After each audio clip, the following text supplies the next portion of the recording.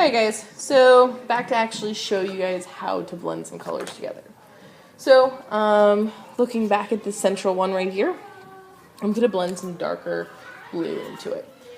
So, my paint is totally dry at this point, and I'm going to take my darker blue, and I'm going to put it towards the bottom.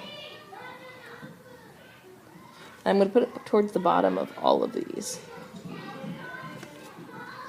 And so this isn't actually blending yet, I'm just putting down the paint first. Okay. This and this little outside edge too. And this outside edge over there. Okay, so now I'm going to wash out my paintbrush, dry it off, and then I'm going to take my paintbrush and I'm going to kind of push that blue up into the other blue. So I'm actually blending the colors together to create a smooth transition between the two colors. So I shouldn't be able to see where one blue starts and the other blue stops. I'm not mixing it in completely, but I'm mixing it in so that one part's darker and one part's lighter. And so now, take a little bit of my white and I'm going to do a highlight in the middle. So right in the middle, doing a tiny little highlight. Again, I haven't blended it in yet. So wash it out, take my paintbrush, and before it dries, I'm going to blend it out to kind of mix those two in there. You guys see that? There's not an exact spot where my lighter blue starts and my darker blue ends. So that's just a really easy version of blending colors. And one last thing I'm going to show you is using the dry brush technique. We kind of did it over there, but I'm going to do it to show the texture on this turret right there. So that's got a yellowish green, so I'm going to mix those two colors together over here on my paper plate.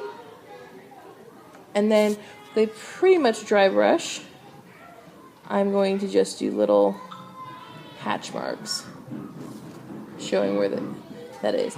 So I'm using a dry brush to do that. Dry brush to do that. Getting a little bit more paint and doing that same thing. So I don't have to show all the details, but I can show an idea of where it is. So that's the basics on what we're doing. I need to see all of the painting techniques somewhere in your painting. So all 6 of them need to be somewhere in your painting. So don't try to force them in there, really thinking about how you can apply them. One last thing before you go is I want to talk to you a little bit about overlapping. When something is overlapping something else, it creates a shadow. So right here, I'm actually going to make a shadow so you can see it. So I'm going to take this brown and I'm going to paint that in. And then I'm going to blend the two colors together. So I painted that in with a clean paintbrush. I'm going to come back. That was too wet. And I'm going to pull that other color out into the previous color. And when it dries, you'll be able to see that there's an edge where one starts and the other one stops. And it'll be darker. So, okay. Make sure you are always working from the back to the front. Make sure to add shadows and highlights and outline everything first and then paint in the details later on. If you have any questions, let me know.